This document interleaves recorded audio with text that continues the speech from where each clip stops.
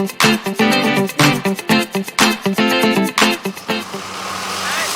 chào các bạn trở về kênh YouTube của mình nha. Hôm nay mình tiếp tục đi xem máy cắt này các bạn. Anh này anh đang chụp chuột con lúa chạy ra nè, máy ở trên đang xuống các bạn ơi.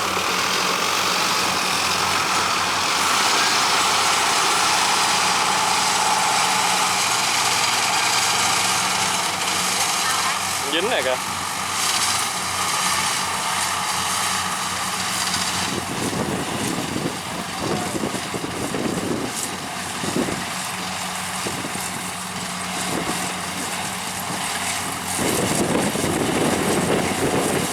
Trời sắp chuyển mưa luôn các bạn.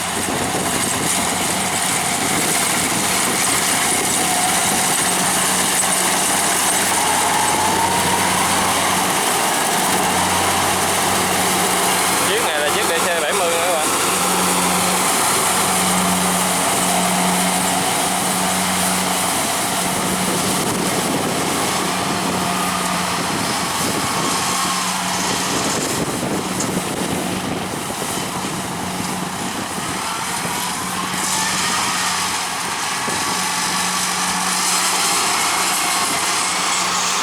Quá trời đông luôn, 5-6 chiếc.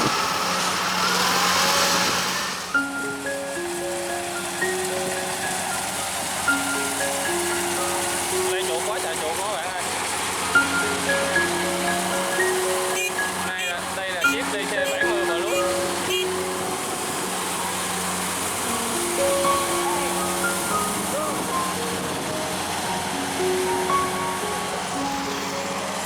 Bên này DC70 các bạn, này 3-4 chiếc DC70 luôn.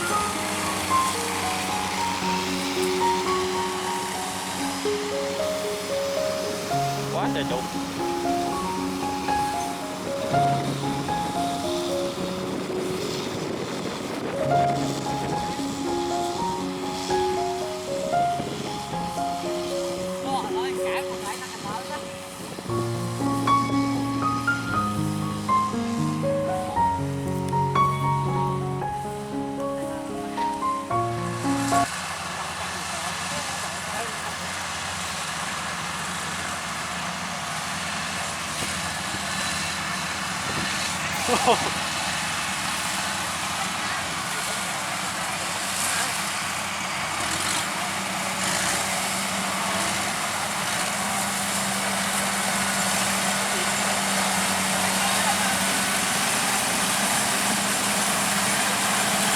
Bên đây còn 2 lối nữa là hết rồi các bạn, lối lên lối xuống là hết.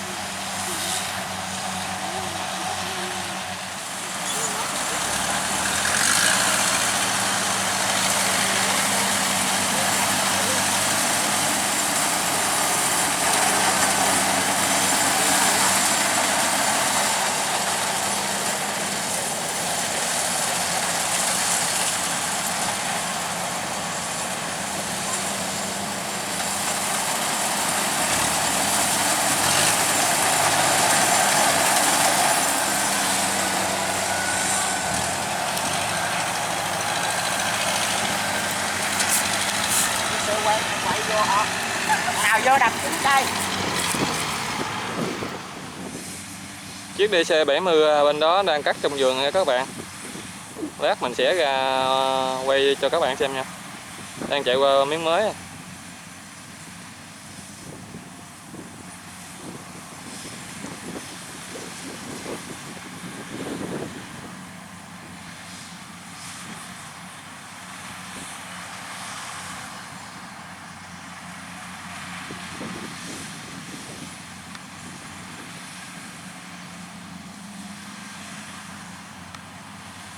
Máy xuống các bạn ơi.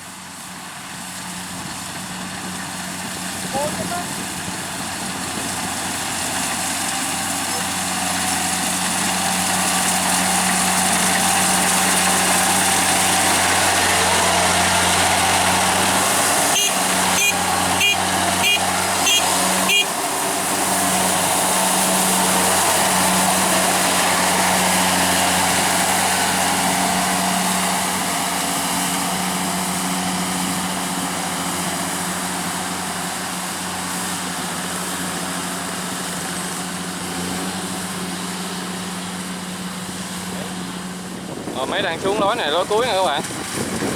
Lối này nó xong nha.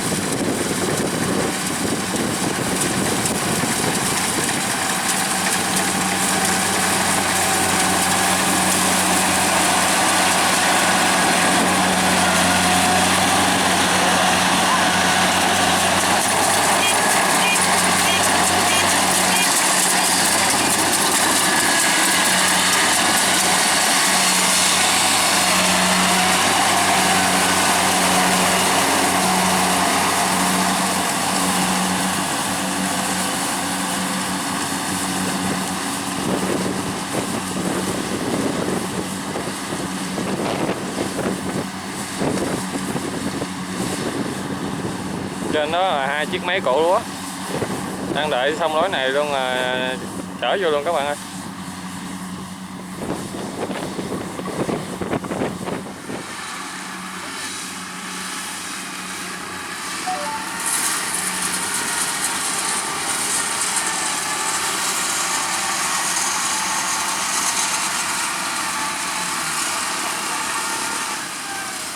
Máy kéo chạy kinh khủng.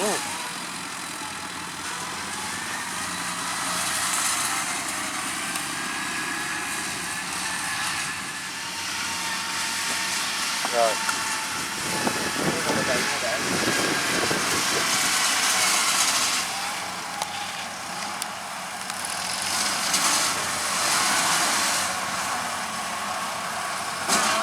Giờ mấy kéo trang bị dù hết trơn nha. Ăn cây dù hết trơn.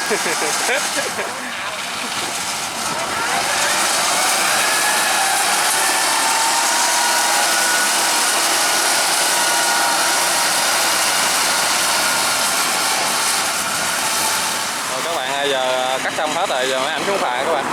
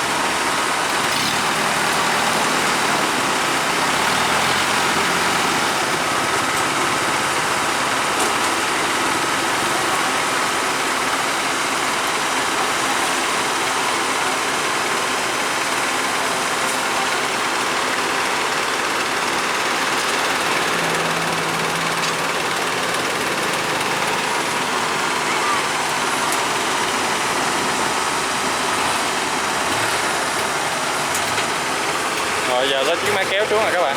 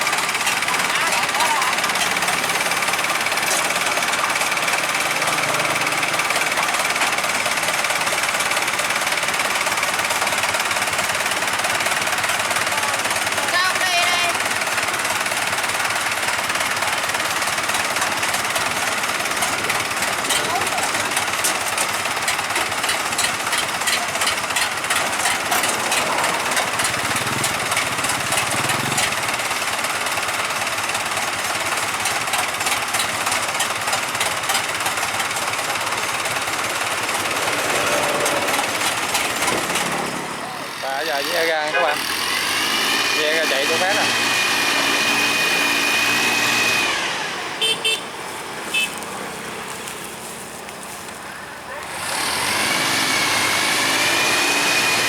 Quá dữ nhá.